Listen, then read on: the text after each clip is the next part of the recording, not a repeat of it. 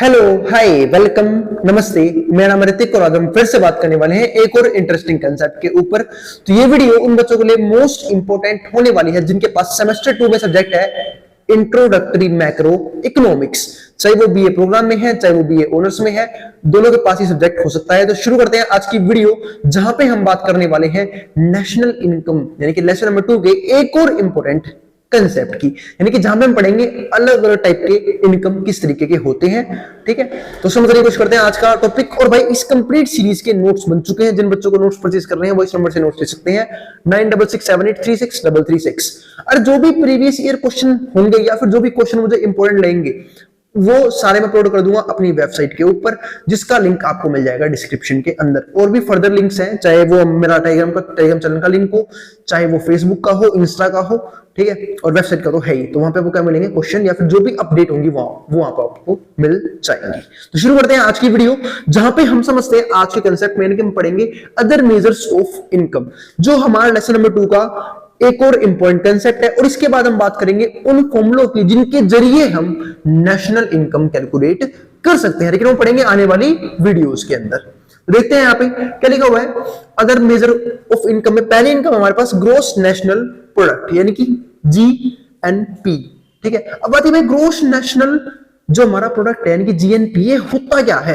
तो देखो, ये सम होता है कि एक डोमेस्टिक टेरिटरी के अंदर बंदे अपनी कितनी इनकम जनरेट कर पा रहे हैं, यानी कि हमारे जो कंट्री, जैसे एग्जांपल तो हमारी कंट्री इंडिया, अब इंडिया के जो भी लोग हैं वो जितनी भी इनकम जनरेट कर पा रहे हैं उसे क्या बोलते हैं, जीएनपी। ठीक है, ग्रोस नेशनल प्रोडक्ट। ठीक है, समझते हैं इसकी डेफिनेशन को। तो it is the sum total of market value, ये सम टोटल है किसका, मार्केट वैल्यू का। मैंने आपको प्रीवियस वीडियो में समझाया था, हम हमेशा प्रोडक्ट की फाइनल वैल्यू को कंप्यूट करके चलते हैं। तो market value of all final goods and services produced bye residents. अब आते हैं रेसिडेंट कौन होता है, जो हमारी कंट्री में रहने वाला व्यक्ति है, यानी कि जिसको हमारी कंट्री ने रेसिडेंसी प्रोवाइड कर रखी है। यानी कि जैसे कि मैं एग्जांपल देता हूं, हमारी कंट्री में क्या माध्यम है रेसिडेंट है या ना होने का पता करने का, आधार कार्ड है ना, क्योंकि हमारी कंट्री में आधार कार्ड सिर्फ उन लोगों का बनता है जो हमारी कंट्री के रेसिडेंट्स हैं। ठीक है, तो जो उनके जरिए अर्न की गई है या फिर प्रोड्यूस की गई वस्तु है, उस सबकी फाइनल वैल्यू को हम क्या बोलते हैं, GNP of a country in a given period of time. यहां पे आप गिवन पीरियड ऑफ टाइम की जगह समझ सकते हो अकाउंटिंग ईयर। भाई भाई अकाउंटिंग ईयर क्या होता है? देखो, वैसे हम जानते हैं नॉर्मल ईयर जो है वो 1 जनवरी शुरू होता है और 31 दिसंबर को खत्म हो जाता है, 31 या 30, हाँ जो भी है लास्ट डेट में हमारा क्या होता है, नॉर्मल ईयर खत्म हो जाता है। लेकिन मैं यहां पे बात कर रहा हूं किसकी, अकाउंटिंग ईयर की। अकाउंटिंग ईयर की शुरुआत होती है 1 अप्रैल को और ये खत्म होता है 31 मार्च में। ठीक है, जिसके अंदर हमारे पास 4 क्वार्टर होते हैं। ठीक है, तो ये हमारा क्या होता है, अकाउंटिंग ईयर। तो एक साल के दौरान जो भी गुड्स एंड सर्विसेज किसने प्रोड्यूस करी, हमारे देश के नॉर्मल रेसिडेंट्स ने, उन्होंने प्रोड्यूस करी। ठीक है, और उन सबकी मार्केट वैल्यू हमारी किसके अंदर आती है, जीएनपी के अंदर आती है, यानी ग्रोस नेशनल प्रोडक्ट के अंदर ये वैल्यूज हमारे पास क्या आती है, आती है। तो देखो यहाँ पे क्या लिखा हुआ है, तो जीएनपी का सिंपल सा फॉर्मूला हमने क्या देखा, market value of goods and services produced by the resident in the country. अब बात यही, हो सकता है कोई इंडियन रेसिडेंट हो जो किसी और कंट्री में काम करता हो और वहां से अपनी रोजगार कमाता है, फिर वहां से अपनी पेमेंट जनरेट करता हो, लेकिन क्या वो हमारे इसमें काउंट होगी, नहीं होगी? बिल्कुल होगी। आई बात समझ में? और ऐसा भी हो सकता है कि कोई फॉरेनर हो, ठीक है, और वो हमारी कंट्री में काम करता हो और हमारी कंट्री से क्या करता हो, पैसा जनरेट करता हो, है ना। जैसे कि बहुत सारे ब्लॉगर्स होते हैं, या फिर मैं एग्जांपल दूं कि मान लो अब इंडिया में कोई हाई क्वालिफाइड इंजीनियर नहीं है, या फिर किसी स्पेसिफिक चीज के लिए हमने किसी व्यक्ति को बुलाया, किसी इंजीनियर को बुलाया कोई पर्टिकुलर ट्रेन बनाने के लिए, मेट्रो बनाने के लिए, बुलेट ट्रेन बनाने के लिए, तो वो सब हमारे वहां से क्या लेते हैं, पेमेंट लेते हैं। तो वो क्या हो जाएगी, वो पेमेंट कहां पे जाएगी, दूसरी कंट्री के अंदर, तो हम उसे माइनस भी करते हैं। आई बात समझ में? दोबारा समझाता हूं क्या, कि जब कोई इंडिया का व्यक्ति यानी कि हमारे देश का रेसिडेंट किसी और कंट्री में जाके पैसा कमाता है तो वो भी हमारे जीएनपी का पार्ट बनता है। लेकिन कोई अगर यहां पे कोई फॉरेनर पैसा कमाता है, वो अपनी कंट्री में लेके जाता है, हम उसे माइनस भी करते हैं। तो यहां से मैंने पूरी बात क्या समझी कि जीएनपी क्या होता है, market value of goods and services produced by the resident in the country, plus में income earn abroad by nationals, यानी कि वो इनकम प्लस भी कर देंगे जो हमारे देश के लोगों ने कमाया है, लेकिन कहां से, फॉरेन कंट्री यानी कि अब्रॉड से। ठीक है, जिसको हम बोलते हैं फीफा। फीफा यानी कि फैक्टर इनकम फ्रॉम अब्रॉड। आई बात समझ में। उसके बाद क्या आता है, माइनस क्या करते हैं, income earn locally by the foreigners, यानी कि वो इनकम जो लोकल लोगों ने कमाई है, लोकली मतलब हमारी कंट्री में कमाई है, बाय द फॉरेनर्स, इसको हम क्या बोलते हैं, फीफा, यानी कि फैक्टर इनकम टू अब्रॉड, हम इसको माइनस करते हैं। आई बात समझ में, क्योंकि वो पैसा हमारा नहीं है, वो पैसा आएगा उनकी कंट्री में, वो पैसा आएगा उनकी जीडीपी के अंदर। आई बात समझ में, तो ध्यान रखना है इस बात का, क्योंकि वो उस पैसे को अपनी कंट्री में खर्च करेंगे जो उन्होंने यहां से कमाया है। और ऐसे ही जो हमारे देश के लोग हैं, जब बाहर जाके पैसा कमाएंगे लेकिन खर्च तो यहां करेंगे ना, उस उनकी फैमिली यहां पे रहती हो, तो हमारे देश के जीडीपी का पार्ट बनेगा, यानी कि जीएनपी का पार्ट बनेगा। इस बात का ध्यान रखना, ठीक है। तो ये हमारे पास था पहला इनकम मेजर, यानी कि ग्रोस नेशनल प्रोडक्ट, यानी कि जीएनपी क्या होता है। और सब ये सब ध्यान रखना, हम सिर्फ कैलकुलेट करते हैं 1 अप्रैल से 31 मार्च के बीच में, यानी कि एक अकाउंटिंग ईयर के दौरान, यानी कि पिछले कुछ सालों का डाटा उठा लिया नहीं, ठीक है। हर ईयर का अलग अलग जीएनपी कैलकुलेट किया जाता है, हर अकाउंटिंग ईयर का। अब आते हैं आगे, अब आता है दूसरा टॉपिक, हम क्या बोलते हैं, नेट नेशनल प्रोडक्ट, यानी कि एनएनपी। आपको समझना होगा, यहां पे कुछ चीजों में चेंज कर देते हैं। जैसे मैं आपको एग्जांपल दूं, मैं छोटा सा एक टॉपिक लेता हूं, जीडीपी एट जीडीपी-एफसी, और एक होता है एनएनपी एमपी। ये कुछ वर्ड में चेंज आते हैं, जैसे कि मान लो जी से मैं एन पे गया, डीपी से एनपी गया। डीपी क्या होता है, डोमेस्टिक प्रोडक्ट, एनपी क्या होता है, नेशनल प्रोडक्ट, जी क्या होता है, ग्रोस, एन क्या होता है, नेट, एफसी क्या होता है, फैक्टर प्राइस, ठीक है। तो एफसी हमारा हो गया, ठीक है, फैक्टर कॉस्ट, और एमपी हमारा क्या होगा, मार्केट प्राइस। तो ये एफसी और एमपी भी अलग चीज है। अब बात है हम जी से एन पे कैसे जा सकते हैं, डीपी से एनपी पे कैसे जा सकते हैं, और एफसी से एमपी पे कैसे जा सकते हैं, यानी कि फैक्टर कॉस्ट से मार्केट प्राइस पे कैसे जाएंगे। इन सब के हमारे पास क्या होते हैं, फॉर्मूले, जिनके ऊपर हम बात करेंगे आने वाली वीडियोस में, यानी कि जो आने वाली वीडियो बनाऊंगा नेशनल इनकम कैलकुलेट कैसे करते हैं, यानी कि हम इससे इस पे कैसे जा सकते हैं। लेकिन फिलहाल में क्या बोलना है, हमें क्या निकालना है, नेट नेशनल प्रोडक्ट, यानी कि हमें निकालना है एनएनपी क्या होता है। अगर मैं एनएनपी की बात करूं तो एनएनपी का सिंपल सा फॉर्मूला है, जीएनपी में से डेप्रिसिएशन माइनस कर दो, यानी कि हमने जीएनपी निकालना ऊपर सीखा था, है ना। जीएनपी कैसे निकालते हैं, हमारी कंट्री के कितने रेसिडेंट्स ने इनकम जनरेट की, गुड्स और सर्विस प्रोड्यूस करके, उन सबकी मार्केट वैल्यू, प्लस में फीफा ऐड करते हैं, फीटा माइनस कर देते हैं, तो हमारे पास क्या आता है, जीएनपी आता है। फिर एनपी निकालना, उसके लिए सिंपल है, जीएनपी में से डेप्रिसिएशन माइनस कर दो। अब जिनको ये नहीं पता डेप्रिसिएशन क्या होता है, मैं समझा देता हूं। देखो, जब भी हम किसी चीज को, मतलब अगर मैं डेप्रिसिएशन की सिंपल सी डेफिनेशन दूं, जब टाइम के साथ किसी भी चीज की, किसी भी प्रोडक्ट या फिर किसी भी सर्विसेज की वैल्यू में गिरावट आती है, उसको क्या बोलते हैं, डेप्रिसिएशन।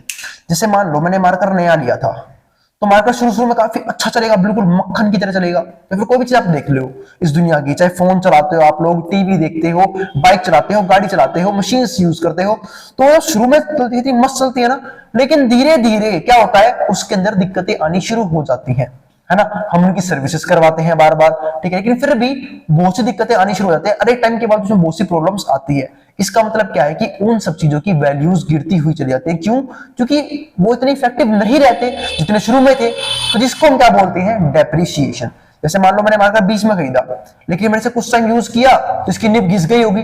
अब जब निब घिस गई तो मैंने इसे बेचने की कोशिश की कि भाई कोई इसे खरीद ले, तो बोला भाई मैं 20 में तो नहीं लूंगा, अगर तू 20 में देखा 20 में तो मैं नया मार्कर लिया आऊंगा, भाई कम से कम 15 में बेचना पड़ेगा आपको, हम 15 में खरीद सकते हैं। इसका मतलब जो ये वैल्यू गिर गई ना 5 रुपए, वो क्या था, हमारा डेप्रिसिएशन। तो टाइम के साथ चीजों की वैल्यू में गिरावट को हम क्या बोलते हैं, डेप्रिसिएशन। अब आते हैं आगे, तो एनपी कैसे हुआ, जीएनपी माइनस में डेप्रिसिएशन, यानी कि अपने यहाँ पे एक चीज तो समझ ली, वो क्या समझा आपने, कि कभी भी अगर मुझे जी से एन पे जाना है मैं डेप माइनस कर दूंगा, और अगर मुझे एन से जी पे आना है मैं डेप प्लस कर दूंगा, ठीक है। इनकी मैं बात करूंगा डीप में आने वाली वीडियोस में, आई बात समझ में, और उम्मीद है सब कुछ समझ में आ रहा होगा। और भाई इतने टाइम तक वीडियो नहीं डाली, इस बार इस असुविधा के लिए खेद है, क्योंकि थोड़ी तबीयत खराब चल रही थी, आई बात समझ में। अब मैं थोड़ा सा ठीक हो रहा हूं, तो अब कोशिश करूंगा कंटेंट लगातार प्रोड्यूस करूं, आई बात समझ में। अब इसको जो समझना है बाकी समझते हैं इस वीडियो में, ठीक है। तीसरा पॉइंट क्या आता है, नेशनल इनकम क्या होता है। नेशनल इनकम भी बहुत सिंपल है। अब हम आगे हैं एनएनपी पे, तो एनपी में ऊपर भी निकाला नेट नेशनल प्रोडक्ट, अब ये भी क्या है, एनएनपी। अब इसमें एक फर्क है, नेशनल इनकम, ठीक है, तो एनएनपी निकाल रहे हैं तो बाद में ऊपर भी तो वही था, लेकिन नहीं। अब हम यहाँ पे एक चीज देखते हैं, इसमें क्या होता है, अगर मुझे नेशनल इनकम निकालना है तो हमें एनएनपी में से जो मैंने ऊपर निकाला था उसमें से इनडायरेक्ट बिजनेस टैक्सेस माइनस करने पड़ते हैं। अब बात है ये इनडायरेक्ट बिजनेस टैक्स क्या होता है, जिनको नहीं पता बताया तो पहले जो थे ना, जो आप आज से 4-5 साल पहले चले जाओगे तो टैक्स दो टाइप के होते थे, है ना। जब जीएसटी नहीं आया था, सबको पता नहीं जीएसटी क्या होता है, गुड्स एंड सर्विस टैक्स। जब जीएसटी नहीं था, टैक्स दो टाइप के थे, एक था डायरेक्ट टैक्स और एक होता था प्यारा सा इनडायरेक्ट टैक्स। अब बात भाई ये दोनों में फर्क क्या है, देखो डायरेक्ट टैक्स का मतलब क्या है कि जिस पे लगाया जाए वही भरे, उसको क्या बोलते हैं, डायरेक्ट टैक्स। जैसे कि इनकम टैक्स, भाई जिसकी इनकम होगी वही तो इनकम टैक्स भरेगा, और जिसकी इनकम ही नहीं हो क्या इनकम टैक्स भरेगा। ये थोड़ी ना कि भाई किसी की इनकम 10 लाख, गवर्नमेंट बोले दूसरे से भाई जिसकी इनकम 1 लाख है तो भर इनकम टैक्स इसका, ऐसा नहीं होता। जिसकी इनकम है वही इनकम टैक्स भरता है, तो सिंपल सी बात है। इसे क्या बोलते हैं, डायरेक्ट टैक्स, यानी कि जो टैक्स जिसपे लगाया जाए और वही व्यक्ति वो टैक्स भरे, उसको क्या बोलते हैं, डायरेक्ट टैक्स। अब बात में फिर ये इनडायरेक्ट टैक्स क्या है, वो टैक्स जो जिसपे लगाया जाए वो ना भरे कोई और भरे। जैसे कि मैं एग्जांपल देता हूं, जब कोई भी चीज प्रोड्यूस होती है, किसी चीज की प्रोडक्शन होती है, जैसे मान लो मार्कर प्रोड्यूस हुआ है, कोई चेयर प्रोड्यूस है, कोई गाड़ी बनी है, उस पर टैक्स लगता है ना, गवर्नमेंट टैक्स लेती है उस बिजनेसमैन से, तो वो टैक्स का बिजनेसमैन खुद भरता है नहीं, वो उसके प्रोडक्ट की प्राइस में ऐड कर देता है, यानी कि इनडायरेक्टली वो टैक्स हम भरते हैं। सपोज करो मैं एग्जांपल देता हूं, ये मार्कर 20 रुपए में बेचा गया, थोड़ा ध्यान समझना इस मार्कर को, 15 रुपए कॉस्ट आई इस मार्कर को बनाने में, कॉस्ट समझते हो ना, जो खर्चा किया गया इस मार्कर को प्रोड्यूस करने के अंदर वो था 15 रुपए। फिर कंपनी का मालिक बोला भाई 3 रुपए तो मैं भी कमाऊंगा पर क्वांटिटी, यानी कि 3 रुपए उसने अपने ऐड किए प्रॉफिट के, तो ये हो गया था 18 रुपए का, यानी कि लॉजिकली बात करूं तो उसे मार्कर 18 बेचना चाहिए था। लेकिन गवर्नमेंट बोली अच्छा मेरा हिस्सा क्या होगा, पर क्वांटिटी 2 रुपए मेरे होंगे, तो उसने कहा भाई अब जब 2 रुपए बढ़ गया मैं अपना प्रॉफिट तो कम करूंगा नहीं, अपनी जेब से तो टैक्स भरूंगा नहीं, तो मैं 2 रुपए इस प्राइस में ही ऐड कर देता हूं जो मुझे गवर्नमेंट को पे करना है, तो 20 रुपए क्या हो गया, गवर्नमेंट के खाते में गया। इसको हम क्या बोलते हैं, इनडायरेक्ट टैक्स। और इनडायरेक्ट टैक्स इसलिए भरते हैं क्योंकि टैक्स लगा प्रोड्यूसर के ऊपर था, भर कौन रहे हैं, कंज्यूमर्स। ऐसा हर गुड्स और हर सर्विसेज में किया जाता है। तो लेकिन क्या ये इनकम, ध्यान समझना, क्या ये 2 रुपए क्या प्रोड्यूसर की इनकम का पार्ट है, बिल्कुल नहीं। ये किसकी इनकम का पार्ट है, गवर्नमेंट की इनकम का, तो हम इसको माइनस कर देते हैं। तो इसलिए उसने मैं क्या बोला कि कभी भी अगर हमें नेशनल इनकम निकालनी है तो हम एनएलपी में से इनडायरेक्ट बिजनेस टैक्सेस को माइनस कर देंगे। उम्मीद है आपको ये बात समझ में आ गई, क्यों माइनस किया मैंने, क्यों, क्योंकि ये टैक्स कभी भी किसी भी इनकम का पार्ट नहीं बनता है। अब आगे आते हैं पर्सनल डिस्पोजेबल इनकम। अब आते हैं पर्सनल डिस्पोजेबल इनकम क्या होती है वो भी समझ लेते हैं। इसको हम बोलते हैं डीआई, पर्सनल डिस्पोजेबल इनकम, यानी कि वो इनकम जो हम खर्च कर सके। क्या हम जो इनकम कमाते हैं क्या हम सारा खर्च कर सकते हैं, बिल्कुल नहीं। हमारे इनकम पे एक खास चीज लगती है, उसको क्या बोलते हैं, इनकम टैक्स। और जब इनकम टैक्स लगेगा तो मेरी इनकम अपने आप ही क्या हो जाएगी, कम हो जाएगी। जैसे सपोज करो मैंने 5 लाख रुपए अर्न किए, मैं सिर्फ एग्जांपल दे रहा हूं, मुझे पता है टैक्स स्लैब के अंदर यहाँ पे जीरो टैक्स लगेगा। अगर मान लो मेरी इनकम 4 लाख है, 4 लाख एनुअली, ठीक है, 4 लाख कमाता हूं मैं, ठीक है, और इस 4 लाख में से, ठीक है, गवर्नमेंट बोली कि भाई हमें टैक्स चाहिए 10%, तो 4 लाख का क्या ये मेरा डिस्पोजेबल इनकम है। डिस्पोजेबल इनकम वो इनकम कहलाती है जो हम खर्च कर सकते हैं। मैं ये 4 लाख खर्च नहीं कर सकता, इसमें से पहले मुझे 40,000 रुपए यानी कि 10% गवर्नमेंट को देना होगा। जब मैं 40,000 रुपए गवर्नमेंट को दे दूंगा, यानी कि जो बचेंगे 3,60,000 रुपए, उसको मैं अपनी क्या मानूंगा, डिस्पोजेबल इनकम।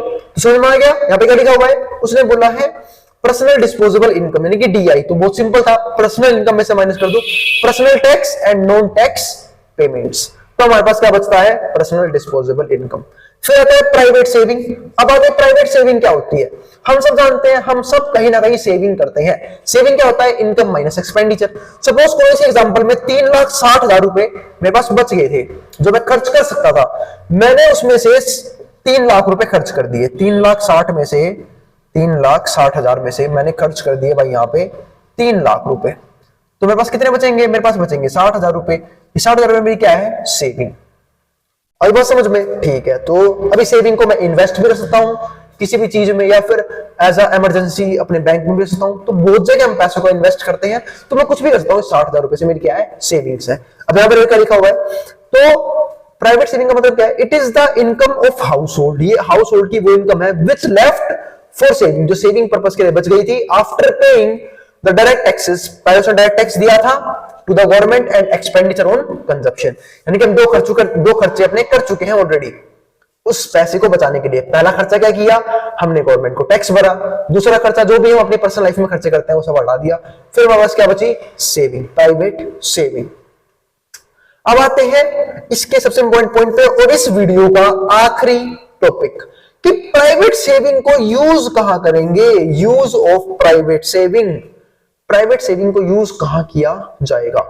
देखो पहला क्या होता है, फॉर इन्वेस्टमेंट, हम इन्वेस्टमेंट कर सकते हैं, कोई बिजनेस खोल ले, ठीक है, या फिर स्टॉक मार्केट में पैसा लगा दे, या फिर इक्विटीज में लगा दे, बॉन्ड्स में लगा दे, म्यूचुअल फंड में लगा दे, बहुत सारे ऑप्शंस है, एफडीज में लगा दे।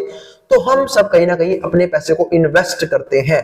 एक तो होता है डायरेक्ट बिजनेस में इन्वेस्ट करना, ठीक है, कि आपने बिजनेस कर लिया, लेकिन अगर आपको बिजनेस करना नहीं आता, फिर हम पैसे ग्रो करने के लिए और भी जगह पैसा इन्वेस्ट कर देते हैं ताकि हमें क्या मिले, ब्याज मिले, हम इन्फ्लेशन रेट को बीट कर पाए। तो ये तरीका हो गया, ये बेनिफिट हुआ सेविंग करने का। पहला काम तो हमने ये कर लिया, वो क्या कि हम उस पैसे को इन्वेस्ट करते हैं। दूसरा, गवर्नमेंट बजट डेफिसिट, पहले इसका मतलब समझते हैं, हो सकता आपने पहले पढ़ा भी हो। बजट डेफिसिट का मतलब क्या होता है, जब भी गवर्नमेंट का रिवेन्यू, ठीक है, दोबारा बता रहा हूं क्या बोला मैंने, जब भी गवर्नमेंट का रिवेन्यू क्या हो, कम हो गवर्नमेंट एक्सपेंडिचर से, गवर्नमेंट एक्सपेंडिचर से, इसको हम क्या बोलते हैं, गवर्नमेंट बजट डेफिसिट।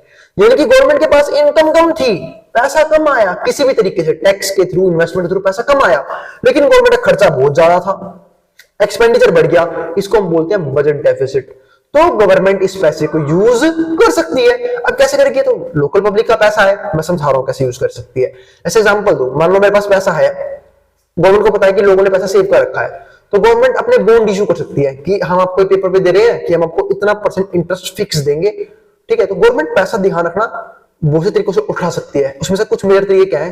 पहला, सबसे पहला RBI, reserve bank of India, वो चाहे तो आरबीआई से लोन ले ले, ठीक है। अगर आरबीआई से लोन नहीं मिला तो जनरल पब्लिक के पास जा सकती है कि पब्लिक को बॉन्ड इशू कर दे और पब्लिक से पैसा मंगा ले और उस पैसे को अपने बजट डेफिसिट को कंट्रोल करने में यूज करे।